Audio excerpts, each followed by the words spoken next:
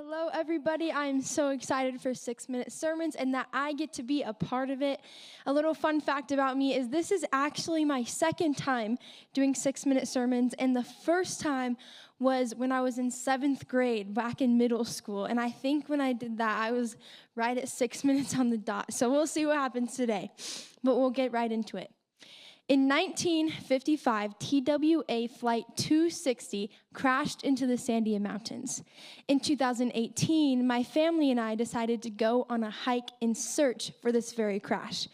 Halfway up the hike, 3 out of 5 of us decided they were too tired and needed to wait while the other 2 went on. And I won't tell you who stayed behind, but it wasn't me or my dad. I was determined to find the plane, but soon enough, I too wanted to give up. I remember telling my dad, can we please turn around? There is no way we're going to find the plane. And my dad kept saying, just keep moving forward, one step at a time. At this point, it wasn't about hunger or exhaustion. I genuinely lost hope that we were ever going to find the plane. But finally, as I rounded a corner, there was the smallest plane I had ever seen. And I even have a picture to prove it. Oh, I'm so cute. It was a fun day, but I also learned a big lesson that I want to share with you on the first Sunday of the year. Our theme for this series is Hope Has Come, and I want to share one simple idea that hope keeps us moving forward. We see this perfectly illustrated in 1 Kings 19. In 1 Kings, Elijah defeats the 450 prophets of Baal on Mount Carmel. Shortly after, Queen Jezebel realizes this and seeks to kill Elijah immediately. And this is where we pick up in 1 Kings 19:3 that says this. Elijah was afraid and ran for his life. He came to Beersheba in Judah.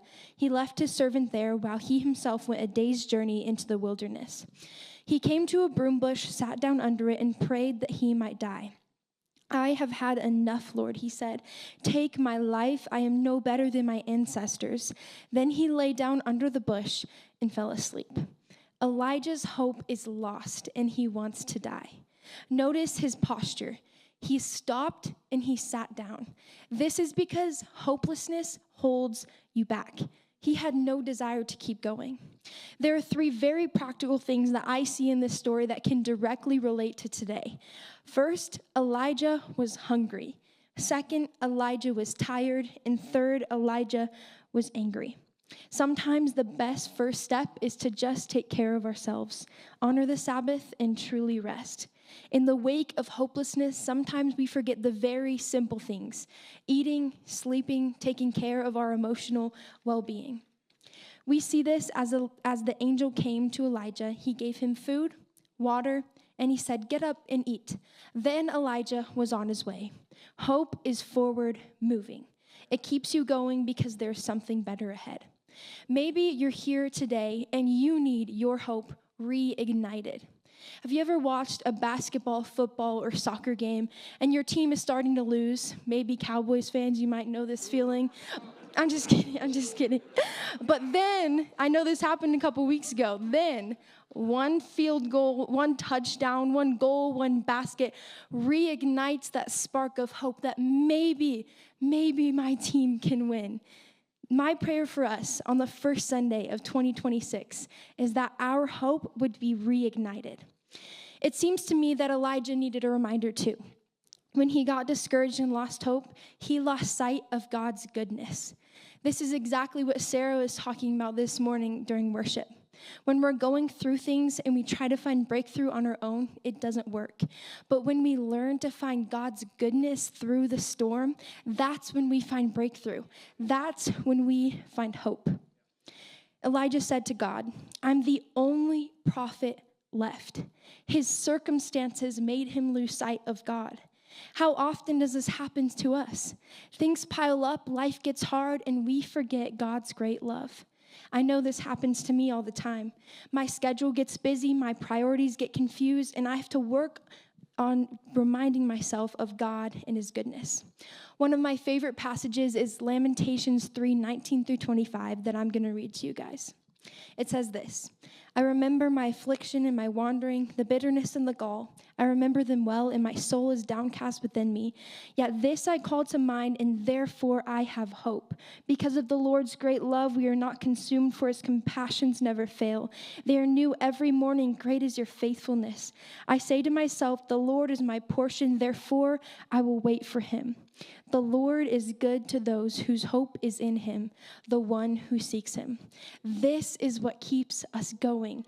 The Lord's love, his steadfast, never failing, never ending love, his compassion, his faithfulness, and his mercies, which are new every morning. Elijah got stuck. He needed a reminder that there is more ahead. We didn't read the next verse, but the Lord appears to Elijah in a whisper. He gave him instructions and said, keep going, don't stop, don't get stuck, and don't give up.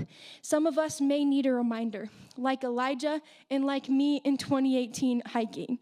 No matter what comes our way, in grief, in disappointment, in discouragement, anxiety, loss, confusion, frustration, anger, and sickness, and hopelessness. But there is still hope because of God. And there's one more verse I want to read that is 1 Kings 19:15 that says this. The Lord said to him, go back the way you came and go to the desert of Damascus. Just one simple instruction, go. That was God's commandment. And that is what Elijah needed to move forward. God simply is trying to get Elijah going. Some of you may have lost your hope. Some of you may feel stuck.